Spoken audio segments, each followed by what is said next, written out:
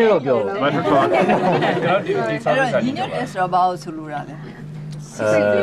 စိတ်မကောင်းတဲ့ရံမဖြစ်နေတရားနဲ့တရားမဖြစ်နေကြောင်းတရားမကြိုက်တာ မဟုတ်ဘူးတကယ်တော့လေမနာလို့မဖြစ်တာလေရံဖြစ်ရင်လည်းစိတ်ကောက်ရင်လည်းပြဿနာမဖြစ်ဘူးတကယ်တော့ပြဿနာဆိုတာရှေ့ရမှာပဲဒီပြဿနာကိုဖြေရှင်းနိုင်ရမယ်ပေါ့နော်စိတ်ကောက်တယ်ရံဖြစ်တယ်ဆိုတာတော့ဒါတော့သဘာဝပဲဒီစိတ်ကောက်တယ်ရံဖြစ်တဲ့ဟာကိုမဖြေရှင်းနိုင်ဘူးဆိုရင်အဲ့ဒါဆိုတာအဲ့ဒါတော့ဒါအန်ယူရိုဗမာတွေရဲ့ပြဿနာဒါပဲစိတ်ကောက်တယ်ရံဖြစ်တယ်ဆိုဘယ်လိုဖြေရှင်းရမလဲဆိုတာနားမလည်ဘူးအမားကိုလည်းဝင်မခံကြဘူးအခုအန်ဒီသတိထားမိတယ်ဗမာစကားမှာဆိုလို့ရှိရင်တကယ်တော့ဗမာစကားမှာ sorry ဆိုတာမရှိဘူးနော်ဟုတ်တောင်းမှပါတယ်လို့ပြောတာတောင်းမှနေပါတယ်ဆိုတာဒါအခုပြောတယ်ဆိုရင်ဒါ sorry နဲ့မတူဘူး sorry ဆိုတာမရှိဘူး sorry ဆိုတာမရှိဘူးဆိုတော့ဘာလဲဆိုတော့မှတ်သားရပြီဆို sorry ပြောတယ်ဆိုတဲ့အဓိပ္ပာယ်ကဥမာတရားကိုတိုက်မြင်တာမှ sorry လို့ချက်ချင်းပြောလိုက်တာကျွန်တော်တိုက်လိုက်ပါတယ်ဆိုတော့ပေါ့နော်ကျွန်တော်အမှားဆိုတာဝင်ခံတယ်ပဲဗမာတွေကတိုက်မြင်လည်းဘာမှမပြောဘူး။အဲ့ဒီပြောချင်တာအဲ့တော့အဓိကအားဖြင့်ကို့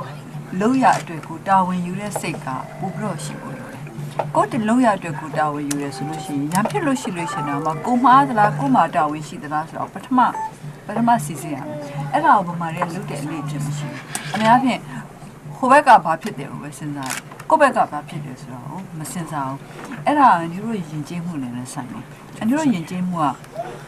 မျက်နှာပြတ်မှတိတ်ကြောက်တယ်မျက်နှာမပြတ်အောင်လို့ပေါ့နော်မျက်နှာမပြတ်အောင်လို့နေဖို့ဟာအဓိကဖြစ်နေတယ်မှန်ကန်နေဖို့ဟာအဓိကမဟုတ်အဲ့ဒါကြောင့်မလို့ဘာပဲမှားတာပြဿနာရမဟုတ်ဘူးဘူးဆိုမှားတာထားပဲဒီအမှားကိုပြင်နိုင်ဖို့ပြင်ရဲဖို့ဒီအမှားကိုပြင်နိုင်ဖို့ဆိုနံပါတ်1ကမှားတယ်ဆိုတာဝန်ခံမှဖြစ်မှာမှားတယ်ဆိုတာကိုရင်ဆိုင်မှဖြစ်မှာမှားတယ်ဆိုတာကိုမရင်ဆိုင်မဲနဲ့ဘယ်လိုလုပ်အမှားကိုပြင်နိုင်မလဲအဲ့တော့အဲ့ဒါပြီးမှကဲမှားတယ်ဆိုတာဝင်ခံလိုက်ပြီကိုမှားပြီဆိုရင်ဘယ်လိုပြင်မလဲဆိုတာဒါဒုတိယစဉ်းစားအဲ့တော့ဘယ်လိုပြင်မလဲဆိုတော့စဉ်းစားပြီးတော့လည်းဒါမှန်ကန်ပြင်တတ်ဖို့လည်းလိုတယ်အမှားပြင်တာတောင်မှပြင်ပုံပြင်နည်းမဟုတ်လို့ရှိရင်ပို့ပြီးတော့ဆိုးသွားတယ်အဲ့တော့ဗမာတွေအနေနဲ့အလူခုပြီးတော့ဗမာပြင်မှာဆိုလို့ရှိရင်ဒီမိုကရေစီလမ်းကြောင်းသွားမယ်လို့ပြောတဲ့အခါကျတော့ဒီမိုကရေစီလမ်းကြောင်းသွားမယ်လို့ပြောရုံနဲ့မပြီးသေးဘူးဒီမိုကရေစီလမ်းကြောင်းကိုမှန်ကန်သွားမှတကယ်ဒီမိုကရေစီရှိရောက်သွားမှာဒီမိုကရေစီလမ်းကြောင်းကိုမှန်ကန်မသွားလို့ရှိရင်လမ်းမှာဝိတ်ချော်သွားမှာအဲဒါကြောင့်ဗမာတွေအနေနဲ့ကိုယ့်ရဲ့ဖေပြောခဲ့တဲ့စကားတခုရှိတယ်ပေါ့နော်ဖေရဲ့လိပ်ပြခုံရုံးကိုရင်ဆိုင်ရတဲ့ဆိုတာဗမာတွေကကိုယ့်ရဲ့လိပ်ပြ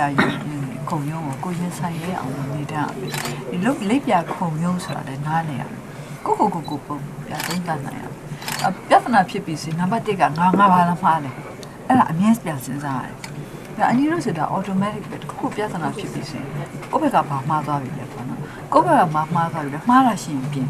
မမှားဘူးဆိုလို့ရှိရင်တော့လှုပ်ထိုက်တာကိုရဲနေလို့ဒါပေမဲ့ကိုမှန်ကန်သုံးတတ်ရဲဖို့ဆိုတာလေဒါလည်းတတ်တယ်အဲ့ဒီတတ်တည်ကြတော့ဗမာတွေမနေတယ်အဲ့ဒါကတော့ကလေးတွေပြုစုပြောထောင်မှုနဲ့ဆိုင်တယ်အဲ့တော့သားသမီးတွေရှိတဲ့သူတွေသတိထားကြပါကိုကလေးတွေကိုဘယ်လိုပြုစုပြောထောင်ကြမလဲဒီကလေးတွေကို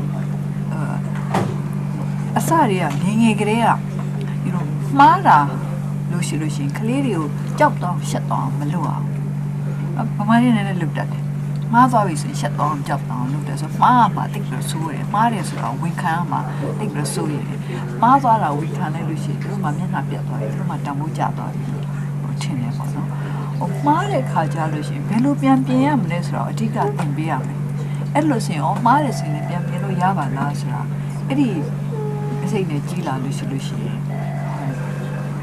ကြီးလာတဲ့အခါကျတော့လေကိုမှားကိုပြင်တတ်တာပေါ့နောက်အခုအမေရိကန်မှာရောက်နေတဲ့လူတွေတော့မသိဘူးပေါ့နော်ဗမာပြည်မှာဆိုရင်တော့ဗမာထုံးတမ်းစင်လာရဆိုဗမာလူကြီးတွေကကလေးတွေမိကုန်းမေးတာမကြိုက်ဘူးစိတ်မရှိဘူးပြန်မဖြေဘူးဟောဒီမိကုန်းရဲ့ထူခံကောဒီကလေးကတခါတလေကလေးဆိုလွယ်လွယ်ဖြေလိုက်တာပဲအမှန်လည်းမဟုတ်ဘူးနောက်တော့လို့ပြောင်းတယ်လို့တဲ့အဲ့ဒါလည်းမလို့အောင်အဲ့တော့ဘာအဲ့လိုကြောင့်မလို့ဘယ်လိုဗမာတွေကမိကုန်းမမေးတာပေါ့တကယ်ကိုမေးတော့မမေးတတ်တာမေးကိုမမေးတတ်တာကိုလည်းမမေးတတ်ဘူးလူများတွေကိုလည်းမမေးတတ်အဲ့တော့တခြားမပြောနဲ့အန်ဒီတခါလေးနားထောင်ပြီး VOA ကျွန်တော်ကြည့်ကြပါလား နော် VOA တို့ RFA တို့ BBC တို့မှာပေါ့နော်မေးခွန်းနေမေးလို့ရှိရင်ဒါအခုမေးတဲ့လူတွေလည်းသတိထားမိမှာမေးတာတစ်မျိုးဖြေတာတစ်မျိုးဖြေရတယ်မျိုးဒါတော့လည်းပြောစိတ်တူတာကျွန်တော်တော့စိတ်တူတာအမေးတာဒါမှလည်းဖြေတာတော့အဲ့တော့အဲ့ဒီဟာလေအလေးအကျင့်ပဲဟိုမင်းဒါပေမဲ့နော်ဟိုရေဒီယိုပေါ်မှာဒီလွတ်တော်ထဲမှာကြားဘူးရဲ့ပြောရမယ်ဟာခုပြောနေတာတတ်အကြောင်းအရာတမျိုးသူထွက်လာတဲ့ဟာတွေကဘာမှလည်းမဆိုင်ဘူးထွက်လာတာရှိတယ်အဲ့တော့အဲ့ဒီဟာတွေက training ပဲပေါ့အလေ့ကျင့်မှုပဲအမေရိကန်မှာကျတော့ဒီဟာမျိုးကပို့ပြီးတော့လွယ်ကူလေးပဲထင်တယ်ဘာဖြစ်လို့သူတို့ရဲ့ပညာရေးစနစ်က ကလေးတဲ့လက်ပဲထောင်းတယ်တစ်ချိန်တော့လေးတယ် ဟိုစားလည်းမကြောက်ဘူး